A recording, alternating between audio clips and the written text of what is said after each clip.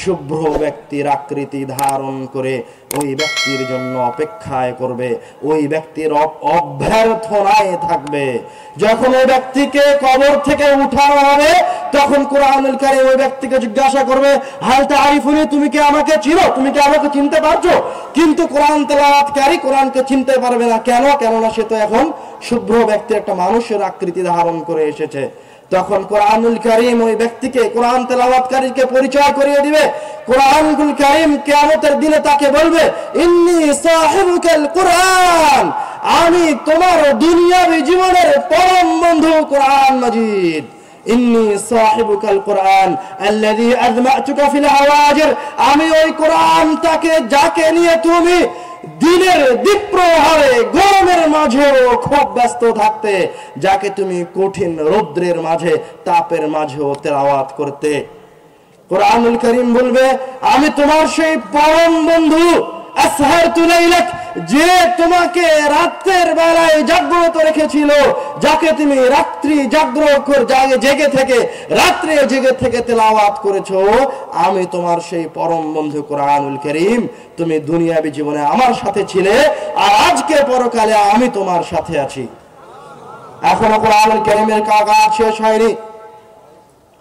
ফায়ুতাল মুলকা বিয়ামিনিহি, এবার ওই কোরআন তেলাওয়াতকারীকে তার জাযা প্রদান করা হবে, তাকে প্রতিদান দেওয়া হবে। তাকে কি প্রতিদান দেওয়া হবে? ইউতাল মুলকা বিয়ামিনিহি, কোরআন তেলাওয়াতকারী ডান হাতে দেওয়া হবে রাজত্ব, ওয়াল খুলদা ফি শিমালিহি, আর কোরআন তেলাওয়াতকারীকে যে রাজত্ব দেওয়া হবে, তার স্থায়িত্ব দেওয়া হবে তার বাম হাতে। আল্লাহ রাব্বুল আলামিন কোরআনুল কারীম তেলাওয়াতকারীকে স্থায়ী রাজত্ব প্রদান করবেন। এখানে শেষ নয়, ওয়ায়ুদাউ আলা রাসিহি তাজুল ওয়াকার, এই কিয়ামতের মাঠে, এই ভয়াবহ সময়ে রাসূলদের সামনে, সিদ্দিকীনদের সামনে, শহীদদের সামনে, lakh lakh crore crore billion billion trillion মানুষের সামনে, ইউদাউ আলা রাসিহি তাজুল ওয়াকার, শুধু লক্ষ বিলিয়ন ট্রিলিয়ন মানুষের সামনে হয়, স্বয়ং মহান রব্বুল আলামিনের সামনে কোরআনুল কারীম তেলাওয়াতকারীর মাথায় সম্মানের মুকুট পরিধান করানো হবে। এখানে শেষ হয়ে যায়নি, ওয়ায়ুকসা ওয়ালিদাহুমা হুল্লাতান লা তাকুমু লাহুমা দুনিয়া, এবং ওই কোরআন তেলাওয়াতকারীর পিতামাতাকে ধরে নিয়ে আসা হবে। ওয়ায়ুকসা ওয়ালিদাহুমা হুল্লাতান, তার পিতামাতাকে ধরে নিয়ে এসে দুইটি পোশাক পরিধান করানো হবে। দুইটি পোশাকের মূল্যের কথা, দামের কথা বলতে গিয়ে রাসূল সাল্লাল্লাহু আলাইহি ওয়াসাল্লাম বলেন, লা তাকুমু লাহুমা দুনিয়া ওয়া মা ফিহা, এই দুনিয়ার আসমান জমিনের মাঝে যা কিছু আছে, এই আসমান জমিনের যত মূল্য, যত দাম, তার চেয়ে ওই দুইটি জামার দাম হবে বেশি। কোরআন তেলাওয়াতকারীর পিতামাতা আশ্চর্য হয়ে যাবে, আশ্চর্য হয়ে বলবে, বিমা কুসিনা হাযা, আমাকে কেন এত সম্মান করানো হচ্ছে, এত দামি পোশাক কেন আমাকে পরিধান করানো হচ্ছে? আশ্চর্য হয়ে যাবে। ও তো বলবে, আমি তো এরকম কোনো আমল করিনি যার বিনিময়ে আমাকে এরকম সম্মানজনক দামি পোশাক পরিধান করানো হচ্ছে। তখন তাকে বলা হবে, বিআখযি ওয়ালাদিকুমাল কুরআন, আজকে তোমাদের দুইজনকে এই জন্য সম্মানিত করা হচ্ছে, কেন দুনিয়াবী জীবনে তোমাদের সন্তানেরা কোরআন তেলাওয়াত করত, কোরআনুল কারীমকে ধারণ করত। সুবহানাল্লাহ। এইভাবে রাসূল সাল্লাল্লাহু আলাইহি ওয়াসাল্লাম কোরআনুল কারীমের একাধিক অসংখ্য ফজিলত বলেছেন, কোরআনুল কারীমের অসংখ্য শক্তির কথা বলেছেন। কোরআনুল কারীমের শক্তি আমার আপনার কল্পনার বাইরে। আপনার জীবনের এমন কোনো কাজ নাই, এমন কোনো সমস্যা নাই, এমন কোনো অসুখ বিসুখ নাই যেটা কোরআনুল কারীমের মাধ্যম দিয়ে, কোরআনুল কারীমকে দিয়ে সমাধান করা সম্ভব নয়। কোরআনুল কারীম শুধু উপকারে আসবে না, কেউ যদি দুনিয়ার জীবনে কোরআনুল কারীম তেলাওয়াত না করে, রাসূল সাল্লাল্লাহু আলাইহি ওয়াসাল্লাম বলেছেন, আল কোরআন হুজ্জাতুল লাকা ওয়া আলাইকা, কোরআনুল কারীম হয় কিয়ামতের দিন তোমার পক্ষে সাক্ষী দিবে, না হয় আপনার বিপক্ষে সাক্ষী দিবে। আপনার যদি পৃথিবী ভর্তি ভালো আমল থাকে আর কিয়ামতের দিন কোরআন আপনার বিপক্ষে সাক্ষী দেয়, তো আপনার বাঁচার কোনো পথ থাকবে না। আর আপনার যদি পৃথিবী ভর্তি পাপ থাকে আর কোরআনুল কারীম যদি কিয়ামতের দিন আপনার পক্ষে সাক্ষী দেয়, তো কোনো পাপ আপনাকে জান্নাতে যেতে বাধা দিতে পারবে না। এই শক্তি কার কাছে আছে? কোরআনুল কারীমের কাছে আছে। عن عائشة رضي الله تعالى عنها قالت قال رسول الله صلى الله عليه وسلم عائشة رضي الله تعالى عنها থেকে বর্ণিত তিনি বলেন রাসূল সাল্লাল্লাহু আলাইহি ওয়াসাল্লাম বলেছেন আল মাহিরু বিল কুরআন মা সাফারাতিল কিরামিল বারারা, যে ব্যক্তি খুব সুন্দর শুদ্ধভাবে তাজবিদ তারতিলের সাথে কোরআন তেলাওয়াত করতে পারে মা সাফারাতিল কিরামিল বারারা, তার থাকার জায়গা হচ্ছে সম্মানিত সবচেয়ে দামি দামি ফেরেশতাদের সাথে। সুবহানাল্লাহ। ওয়াল্লাযী ইয়াকরাউল কুরআন ওয়া ইয়াতাতাআতাউ ফীহি, আর যেই ব্যক্তি ভালোভাবে কোরআন করতে পারে না, কোরআন তেলাওয়াত করতে পারে না, ইয়াতাতাআতাউ ফীহি ওয়া হুয়া আলাইহি শাক্কুন, কোরআন তেলাওয়াত শুদ্ধভাবে তেলাওয়াত করার চেষ্টা করে কিন্তু শুদ্ধভাবে তেলাওয়াত করতে পারে না, কিন্তু কোরআন তেলাওয়াত করা ছেড়ে দেয় না, কোরআন ওইভাবে তেলাওয়াত করতে থাকে, সে যেভাবে পারে ওইভাবে তেলাওয়াত করতে থাকে, ভুল হচ্ছে না, শুদ্ধ হচ্ছে পরে, ওই শুদ্ধ করার নিয়ত থেকে, ভালো নিয়ত থেকে তেলাওয়াত করতে থাকে।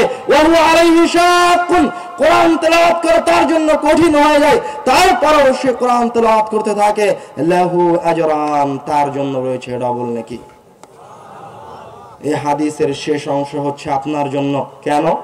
আপনি তো ঠিকভাবে কোরআনুল কারীমের অক্ষরগুলি উচ্চারণ করতে পারেন না, আপনি তো কোরআনুল কারীমের আয়াত ঠিকভাবে পড়তে পারেন না, আপনার ভয়ের কোনো কারণ নাই, আপনি শুদ্ধ করার চেষ্টা করতে থাকেন, কিন্তু আপনি শুদ্ধ করার চেষ্টা রেখে আপনি যদি ওইভাবে ভুল করে কোরআন তেলাওয়াত করতে থাকেন, আর আপনি কষ্ট করে কোরআন তেলাওয়াত করেন, তো আল্লাহ রাব্বুল আলামিন আপনাকে ডবল নেকি দিবে।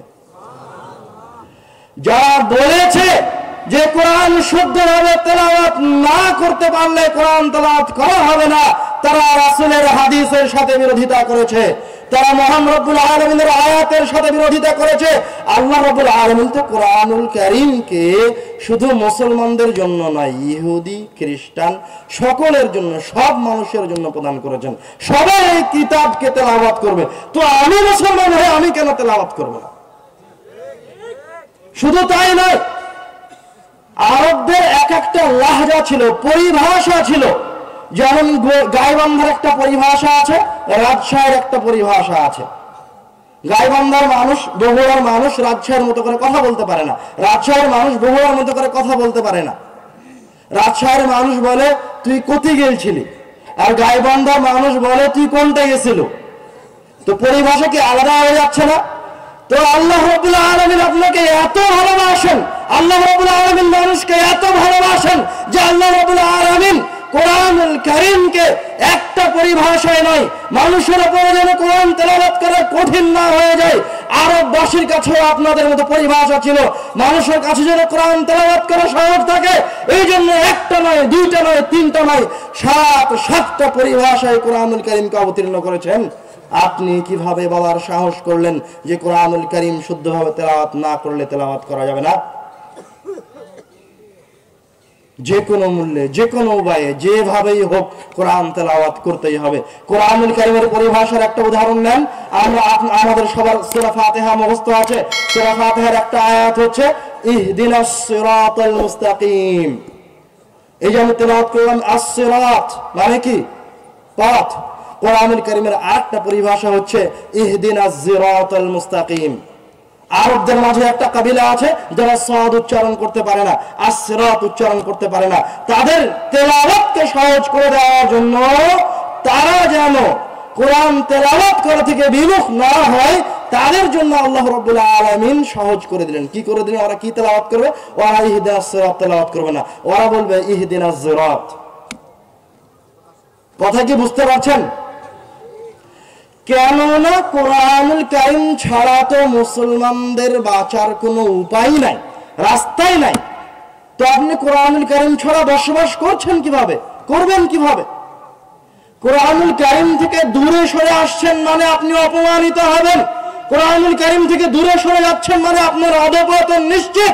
একথা আমি বলিনি, রাসূল বলেছেন। রাসূল বলেছেন ইন্না হাযাল কুরআন, আল্লাহ রাসূল সাল্লাল্লাহু আলাইহি ওয়াসাল্লাম বলেছেন ইন্নাল্লাহ তাআলা ইয়ারফাউ বিহাযাল কিতাবি আকওয়ামান, আল্লাহ রাব্বুল আলামিন এই কিতাবটা দিয়ে একটা কওমকে সম্মানিত করবেন, ওয়াদা বিহি আখারিন, আর এই কিতাবটা দিয়ে একটা কওমকে অধঃপতনের অতল তলে নামিয়ে দিবেন। তো কাকে আল্লাহ রাব্বুল আলামিন এই কিতাব দিয়ে সম্মানিত করবেন আর কাকে নিচে নামিয়ে দিবেন?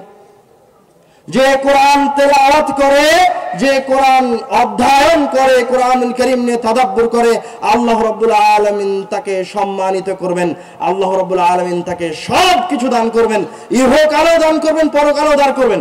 আর যে কোরআনুল কারীম বাড়িতে রেখেছে অথচ তেলাওয়াত করে না, কোরআনুল কারীমকে অপমান করছে প্রত্যেকদিন, তাকে কোরআনুল কারীম রাখা আছে অথচ কোনদিন কোরআনুল কারীম খুলে তেলাওয়াত করে না, আল্লাহ রাব্বুল আলামিন তার বাড়িতে রাখা কোরআনুল কারীমটাকে দিয়েই, তার বাড়িতে রাখা, তাকে সাজিয়ে রাখা 500-1000 কোরআনুল কারীমকে দিয়ে তাকে নিচে নামিয়ে দিবেন, জমিনের নিচে ধসিয়ে দিবেন, তাকে অপমানিত করবেন, তাকে লাঞ্ছিত করবেন। এই জন্য তো মুসলমানরা আজকে অধঃপতন, এই জন্য তো মুসলমানরা অপমানিত। আপনি কোরআনুল কারীম থেকে যত দূরে সরে যাবেন আপনার পতন ততটাই সুনিশ্চিত। আর আপনি কোরআনুল কারীমের যত কাছে আসবেন, যত নিকটে আসবেন, আপনার সফলতাও ওই রকম সুনিশ্চিত। কোরআনুল কারীমের কোনো বিকল্প নাই। যে কোনো মূল্যে, যে কোনো উপায়ে, যেভাবেই হোক কোরআনুল কারীম তেলাওয়াত করা, পাঠ করা শিখতেই হবে, শিখতেই হবে, শিখতেই হবে। রাসূল সাল্লাল্লাহু আলাইহি ওয়াসাল্লামের সুন্নাত, সাহাবীদের সুন্নাত, তাবেঈদের সুন্নাত, তাবেঈদের সুন্নাত, আমার জানামতে, আমার পড়াশোনায় 400 শতাব্দী পর্যন্ত মুসলমানদের শিক্ষা ব্যবস্থা ছিল মসজিদ ভিত্তিক। আস্তে আস্তে মসজিদ থেকে মানুষ মুসলমানদের শিক্ষা ব্যবস্থাকে বের করে নিয়ে আসা হয়েছে। মসজিদ এখন মুসলমানদের সাজানোর জায়গা। মানুষ মনে করে মসজিদ, আমার পাড়ায় যদি ভালো মসজিদ থাকে, আমার পাড়ায় যদি সবচেয়ে দামি মসজিদ থাকে, সবচেয়ে বেশি টাকার মসজিদ থাকে, সবচেয়ে কারুকাজ সম্পূর্ণ মসজিদ থাকে, তাহলে মনে হয় আমার এলাকায় আল্লাহর সবচেয়ে বেশি